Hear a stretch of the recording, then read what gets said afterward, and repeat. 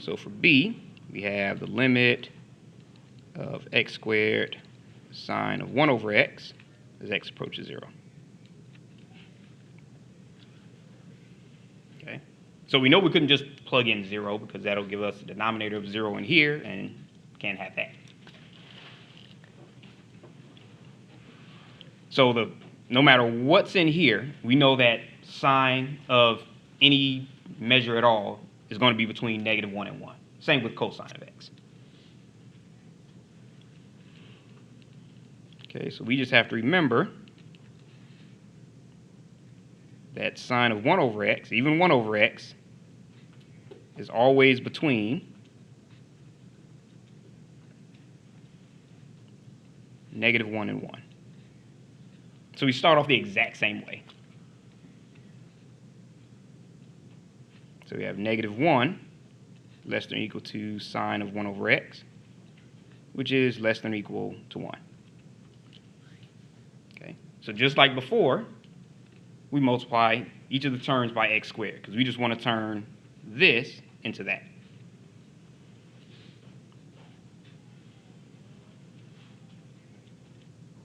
So multiplied by x squared. So that gives us x squared times -1 is negative x squared. It's x squared times sine of 1 over x. X squared times 1 is just plain old x squared.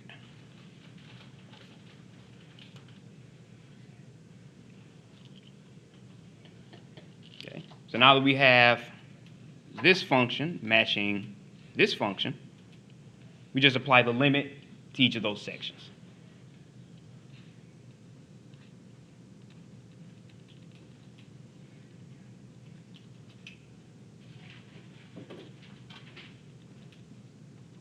Okay, now that you can use this with anything. It doesn't have to just be as x approaches 0. This could have been as x approaches 5 or x approaches any number at all, where plugging it in would give a denominator of 0 or something like that.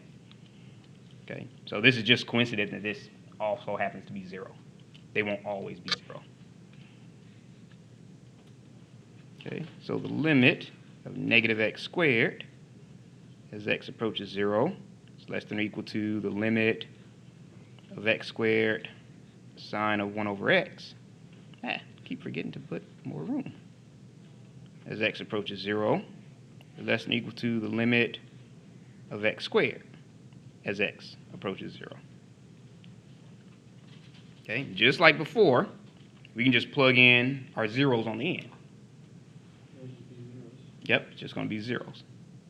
So 0 is less than or equal to the limit of x squared sine of 1 over x. As x approaches 0, less than or equal to 0. So if it's 0 below it and 0 above it, then the limit has to be 0. So like I said, it's not always going to be 0. Sometimes you may have a 2 here and a 2 there. Then that means the limit in here will be 2. But this is just kind of coincidence. Okay, so that means by the squeeze theorem, the limit of x squared sine of 1 over x as x approaches 0 equals 0. Yes? Is there another way to find the limit outside of the squeeze theorem? With that one, you could do the plug in values as it gets closer to 0, then plug in values as it gets closer to 0, but that's a lot more work. Yeah, this is just a lot faster. Yes? You said earlier that we use the squeeze theorem anytime we see sine or cosine. Is that that's a dead giveaway? Oh yeah, when you see anything times cosine or anything times sine, then yep, that's usually, yeah. Doing the test. So Oh yeah, if you see like, you may see x squared times cosine of x is x approaches pi over 2 or something like that, or let's say 1 over x minus 5 is x approaches 5 or something like that. So we just set it up with the -1 to 1 limits and then apply the limit to it and then. Yep. Okay. Any other questions? Okay.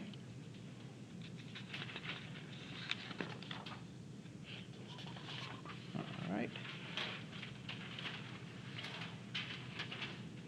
Okay, so now we're going to look at one-sided limits. Okay, so before we've been talking about is the limit approaches, or as you approach the limit from the left and from the right. So we're going to just give them kind of their own little, I guess you could say, sign.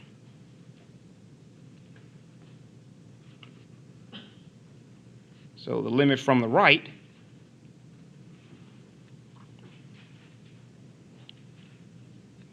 or in other words, as x approaches c from the right,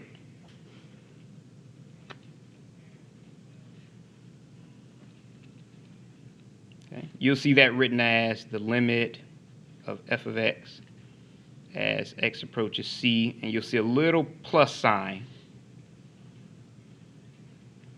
put next to it, equals L, or equals some number L.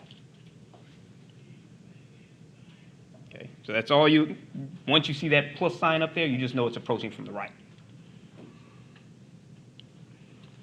Okay, now the limit from the left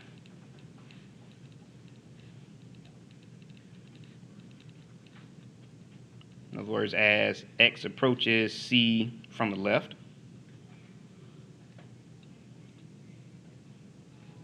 you'll see that written as the limit of f of x as x approaches c, and you'll see a little minus sign thrown up there. So that lets you know when you see that little minus sign thrown up there, it's approaching from the left. When you see that plus sign, it's approaching from the right. And that equals some number L. Okay, so if you have that, and if you ever get confused and to think, okay, well, how do I know which is which? Just think of C and kind of imagine 0. If you're approaching 0 from the left, everything's negative. If you're approaching 0 from the right, everything's positive. So if you're approaching from the left, it'll be this way.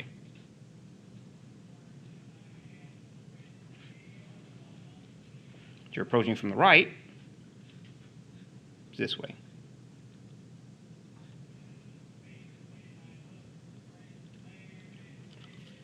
All right. Any questions on that one?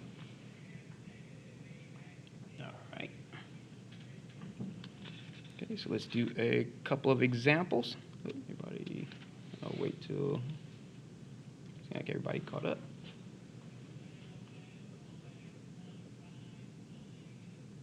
How can we still hear him through the door?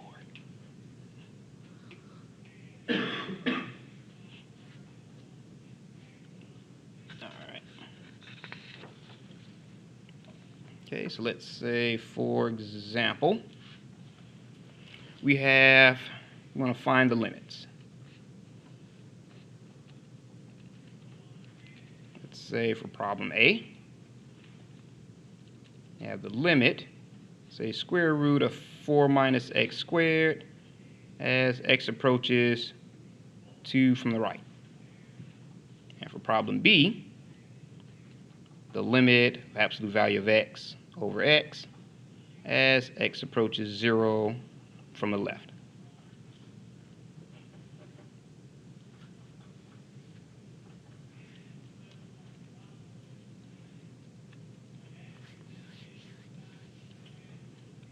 Okay, so let's see here. If you have for A, the limit square root 4 minus x squared as x approaches 2 from the right, a lot of times it helps with, especially with from the left or from the right problems, if you know what the graph of it looks like. Okay, so this one would actually have a graph. It will look kind of like that. It would go from -2 to 2.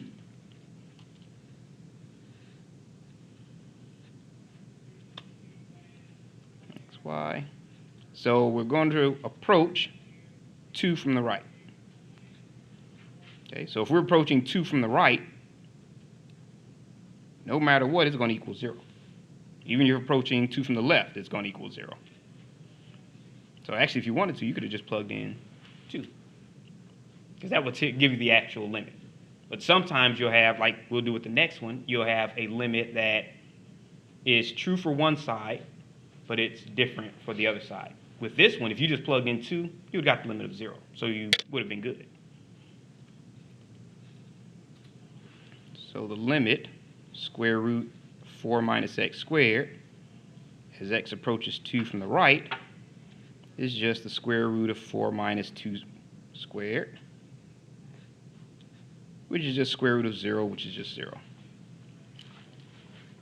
So this is just another, example of first thing you want to do is plug it in. See where it goes from there.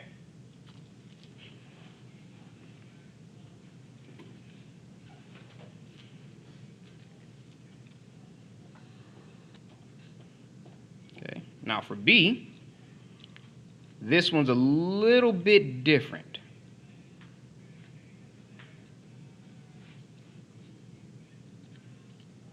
Because if you look at the number line,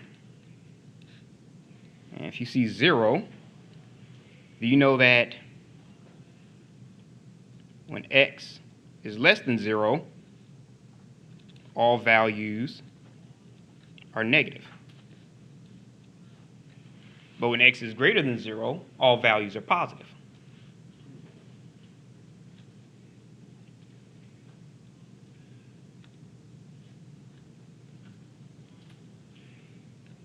Okay, so that means as you're approaching 0 from the left, all of those values of x are negative x, because they're all negative values. So that means you're going to have, move that up, the limit of the absolute value of x over x as x approaches 0 from the left will actually be, don't even need the limit anymore, absolute value of negative x over negative x. Now, if you were approaching from the right, all of the values would be positive. So it would just be x over x. But because you have that negative x there and a negative x here, the absolute value of any of those negative numbers will still come out positive. Exactly. But this negative x stays negative x. So any number divided by its negative same value is just going to be negative 1. So if you had 3 over negative 3, it would be negative 1. Okay? So that limit is actually negative 1. Okay? So it gets a little bit tricky when you start dealing with like absolute values and things like that. So for like a question like this, is when it's only asking for one side, then we only have to give one side an answer. How this one, if it was on the positive side, the limit would have been 0. Nope, it would have been, yep, it would have been 1. Yep. Would have been 1. So, Because both of those have been positive x over positive x. Yes? How do we determine, though, that we get to the absolute value of negative x over negative x? Because I know that we use the 0 where it's all values are negative, or all values are positive, but how can we don't substitute it in right away? It's just because it would be 0 over 0, which is... Oh, yeah, yep, we couldn't have it 0 over 0. Okay. So that kind of kept us away from just plugging it in. Yes? So I know we did the 0 in this case Mhm. for all values negative on one side, all values positive. For instance, what if you had 2 instead of 0, and there's a possibility that you could have a positive number even coming from the left? Oh, if you had 2, then if you just plug in 2, it would have been 2 over 2 and it would have been 1. But if you had negative 2, it would have been absolute value of negative 2 over negative 2, which would have been 2 over negative 2, which would have still been negative 1. So this is kind of one of those, any absolute value of an x over, absolute value of x over just plain x. Okay? But when it's negative, it'll be negative 1. When it's positive, it would have been positive 1. Okay. Any question? Any other questions? All right. so that, for like a question like that, that's only asking for one sided of the limit, right? Yeah. So if it did not have that negative sign, it was asking for the limit, that would have been, there's no limit, would it, right? Because one side would be 1, and the other side would be negative 1. Yep, then the limit wouldn't exist. Okay. Yep. So the limit altogether for just 0 itself wouldn't exist because the limit from one side is different than the limit from the other.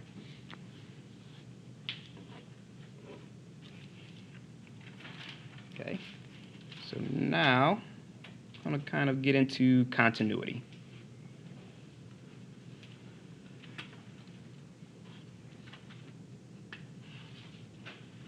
Okay, so we're just going to kind of get into it really quick. We're going to come back to it a little later, but it's one of those things where it shows up so often that we're going to introduce it a little more than once. Okay, so continuity, well, a continuous function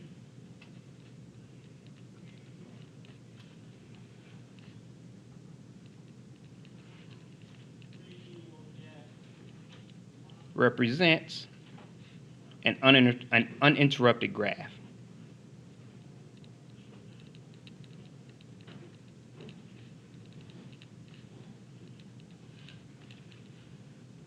Okay, so for example, that would be continuous, that would be continuous, that would be continuous, and even the absolute value would be continuous. Okay, because it's just nonstop, no open circles, no undefined points, it's just nonstop graph. Okay, now if you had a discontinuous function,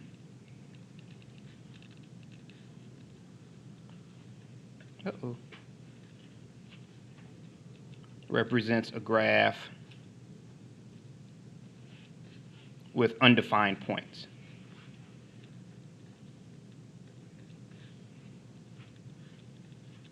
Or interruptions.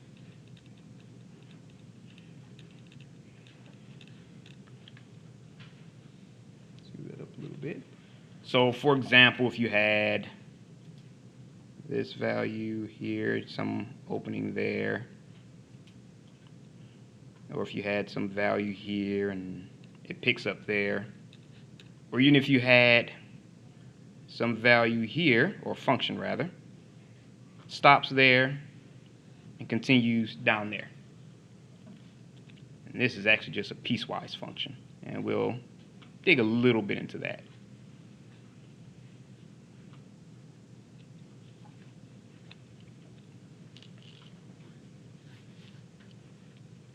All right. So any questions on the definitions? All right. Oops, give it a second there.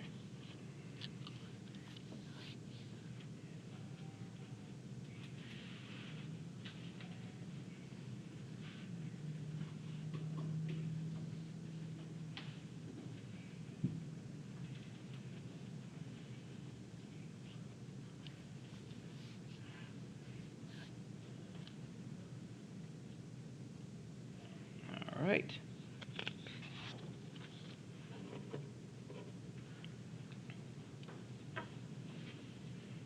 Okay, so you know that a function is continuous if it has three things that has to happen.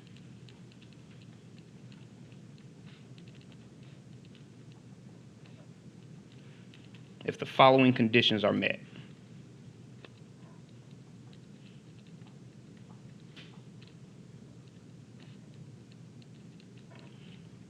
Okay. So first, it has to be defined at f of c.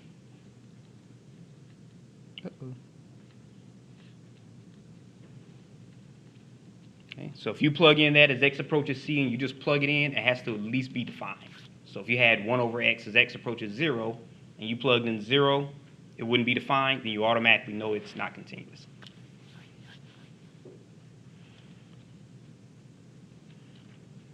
Okay, so 2, the limit of f of x as x approaches some value c has to exist.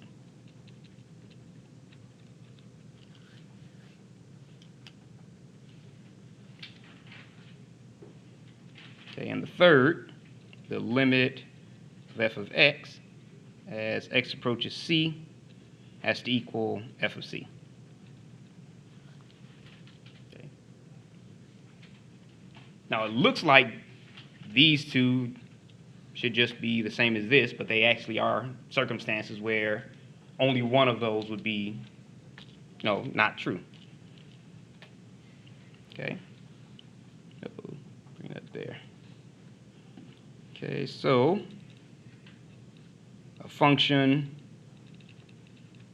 is discontinuous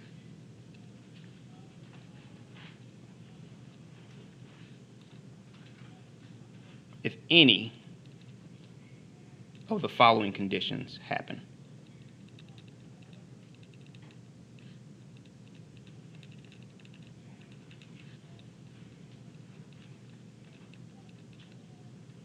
Okay, so for the first, let's say we have a graph.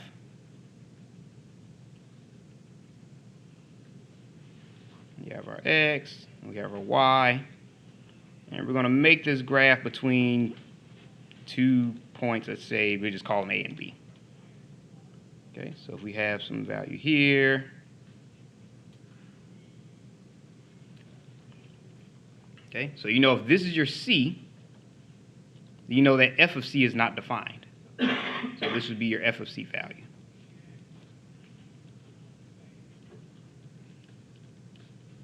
So f of C is not defined. Okay, so it's pretty much saying if this is what happens when 1 isn't true, or number 1 up here. When that's not true, it kind of looks like that. You have a graph with a big hole in it.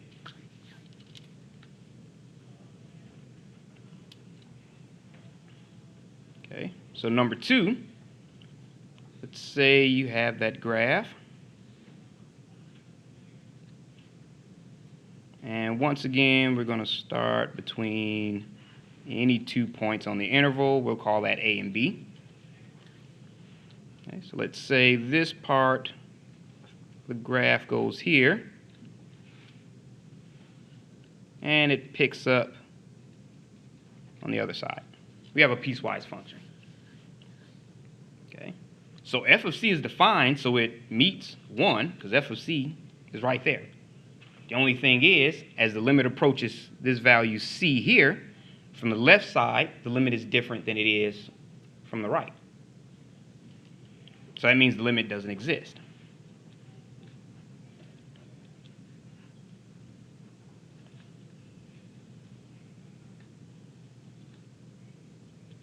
Okay, so that's the second thing that can make it discontinuous. Move that up a little bit. Make sure I have enough room to show that third one. Okay, so let's say we have, I don't have enough room.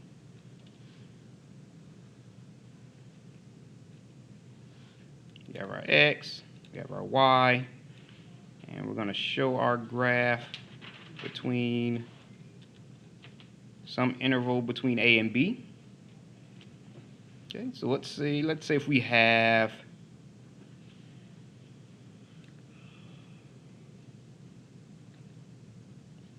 undefined function and some point here for C. Okay. Now you see the limit of f of x is this. So you have the limit from this direction and this direction all meet up at the same point. It'll never equal that point, but the limit does exist at f of C. Okay. And we also see that f of C exists. Oh, did I put f of x? Nope, should have been f of C. Nope, f of x, limit of f of x, yeah. So the limit exists. I started with 2 for some reason. And f of C is defined. So you see it's not the same as the limit, but it is defined. The only difference is the limit of f of x is not equal to f of C. So that's the circumstance where the third condition wouldn't be met. F of C exists, it's just not the same as the limit. Oh, let me move that up. So the limit of f of x exists, but not equal to f of C.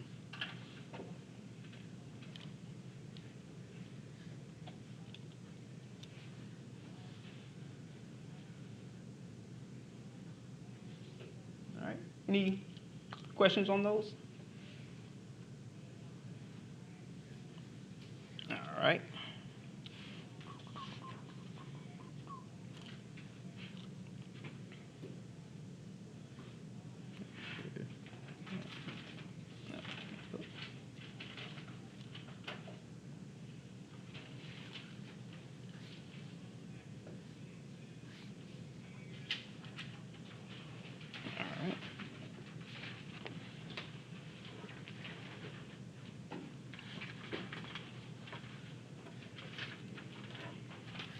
So we have two types of what they call discontinuities. That's removable and non-removable.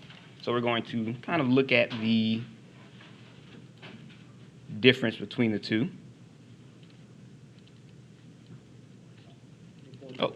Oh, thank you. I know, and I marked right here on the table. I don't know why I didn't do that. Discontinuities. Okay, that's removable.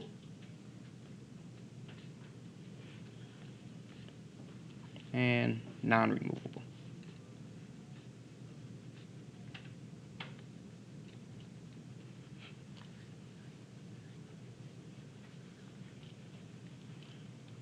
Okay, now the difference is removable discontinuities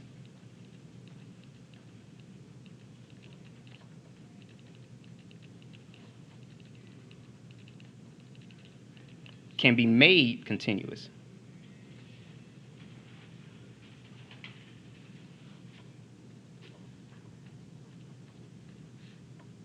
At f of c. And the non-removable will just remain discontinuous. Nothing you can really do about it.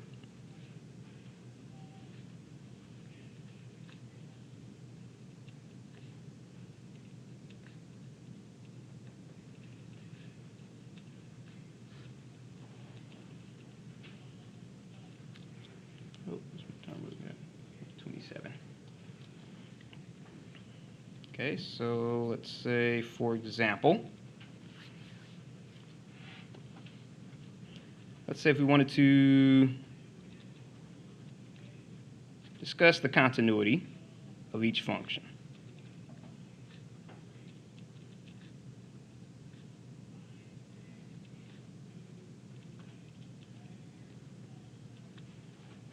Okay, so what if we have for problem A, f of x equals 1 over x. For problem B, we'll call that g of x equals x squared minus 1 over x minus 1. And for problem C, have h of x equals x plus 1 when x is less than or equal to 0, and x squared plus 1 when x is greater than 0.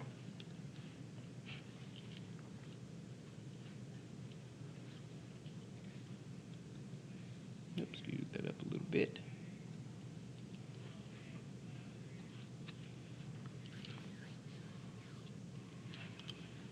Okay. Now, if you have f of x equals 1 over x, you can't really do anything with that one. 1 over x, no matter what, as you approach 0, it's just not going to exist. Because if you look at the graph, it's going to cut off in 1 minute. I might as well beat it to it.